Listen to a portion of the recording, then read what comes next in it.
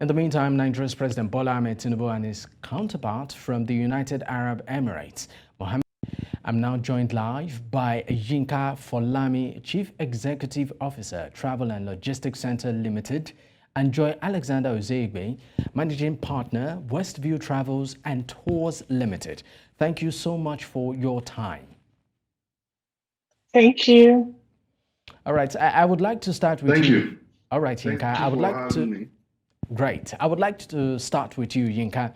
Can you explain the recent changes in travel restrictions for Nigerians to the UAE and how these changes may impact our clients' travel plans? Yeah, okay. I'll start with the fact that I'm also the Vice President of NANTA, that is our association, National Association of Nigeria Travel Agencies. And I'll go straight. My view basically is, when you have a leadership that understands the value of aviation and understands the value of connectivity, the leader will do the kind of thing the president just did. And in terms of the changes will be massive. And my colleague Joy will agree with me because if you look at the fact that Dubai is easily the biggest, or was easily until they were restricted, was easily the biggest destination for Nigeria in terms of traffic, then the changes will be massive. I can tell you that the sector is already bubbling, and our members are happy at the change, and we expect it might not be as immediate as the reports have said, but because it's not easy to just bring back your operations into the environment. But we expect that Emirates will come in, and we expect that Etihad will also come in. Point of correction, though, Etihad did not leave as a result of the restriction. Etihad left since COVID. So Etihad's departure from Nigeria was not as a result of the restriction for the travel ban on Nigeria. All right. Neither did they have with the travel funds. Okay, great. I would like to go to Joy now. Joy, can you provide an example of a challenging travel situation involving Nigerian travelers and how you successfully resolved it, demonstrating your problem solving and, of course, customer service skills? Thank you so much. I am also apart from being managing partner of Westview Travels and Tours Limited, I am the Lagos State coordinator for NATOP, which is the Nigerian Association of Tour Operators. We are all very excited about the news of the lift of the travel ban. It really negatively affected both travel agents / operators as well as Nigerians. Last year, the ban started last year, at about this time last year. Because Dubai, especially in the UAE, Dubai is one of the Emirates in the UAE, enjoys a lot of patronage from Nigeria because Dubai is like a one-stop shop. It has beautiful tour attractions. Their hotels are relatively affordable all over the world, and they need for their shop. So Nigerians would normally buy their flight tickets even ahead of time. So before the ban, we had a lot of clients who had already bought flight tickets, even paid for their hotels before, way ahead, because usually it won't be an issue to get a UAE visa. It's usually easy, once you get a good tour company that you pay and you meet the requirements. But at some point last year, the body requirements, Nigerians below 40 need to have present bank statement, and that was fine, especially for our business people.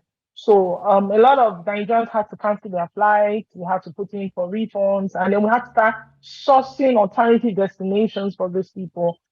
Egypt, for instance, was one alternative destination because for like our Nigerian women that go to the UAE to buy gold, they could also get to Egypt. So we had to go out of our way to see how we could help Nigerians that had already planned for the trips in Dubai between September and the end of the year. Some people even bought tickets for this year. Liaise with airlines for refunds and all of that. So these are things we're able to do, to assist Nigerians who got caught up in the visa ban issue. All right, great. I want to go back to you, Yinka. Now, how do you think the lifting of the travel ban on Nigeria will impact travel businesses? Just like I told you, the sector is bubbling, I think it will restore at least a minimum of 30% of our travel. At least a minimum of 30%. Yeah, because and also like Joy alluded to, Dubai has always been a major destination. And I said earlier that it's easily the biggest destination by Nigerians in terms of traffic.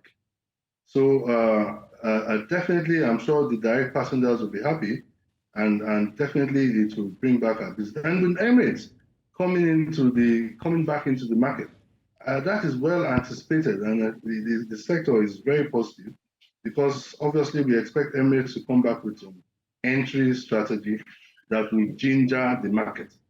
Okay. And Emirates is an airline that always sells. Sorry, Yinka, I just want to ask a follow-up to this. You said a minimum of 30%. That's a huge margin, right? Can you just give us an idea of the top travel destinations of Nigerians in particular? So,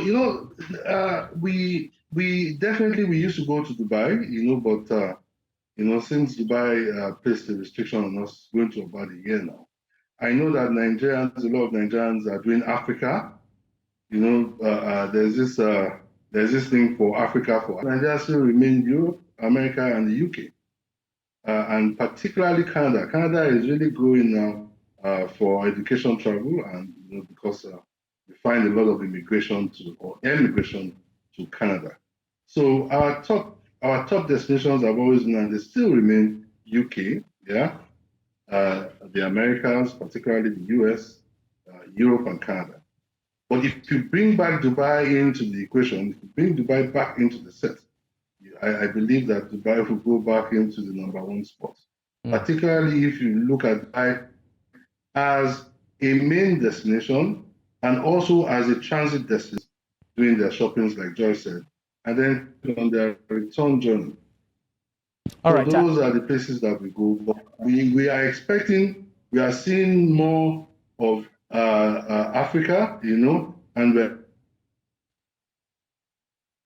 All right. I would like to go to you, Joy. What measures or preparations are you, as a travel consultant, taking to accommodate the potential increase in travelers to the UAE from Nigeria? Because we can anticipate that since the lifting of this ban, we would see we might see a massive influx of Nigerians into the UAE. Given the festive season too is just around the corner.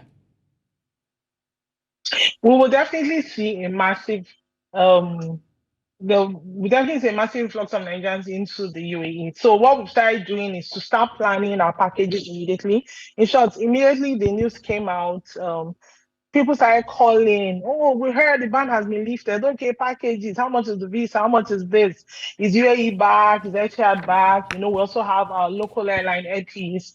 Air Peace was flying to Dubai before the ban. They had to stop because, of course, since most Nigerians needed visa to the UAE, so the travel to the UAE greatly reduced, apart from those that are residents or those that have dual citizenship, like those with the British passport and the like. So we're already planning, we're already drawing up our packages for the end of the year, which is usually really busy because children are on holiday, and both Christians and non-Christians take some time off work at the end of the year to relax. So we're drawing up our packages. We are waiting to get more details on the requirements for Nigerians. And we are sensitizing people, letting them know you can start dropping your request so that by the time we have full details, we can start making bookings immediately. So these are the measures we've put in. And we're definitely going to have a lot of people, but people have been waiting.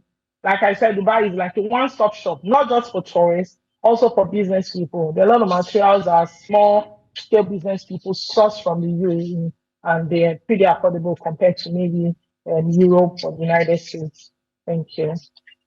All right, Yinka, just before I let you go, what are your final thoughts concerning this latest development, and how would you sort of advise practitioners in this sector to avoid a future ban, particularly when it comes to vetting the integrity of travelers to ensure that the people traveling are going for legitimate reasons and not reasons that at the end of the day, might rub off negatively on the country?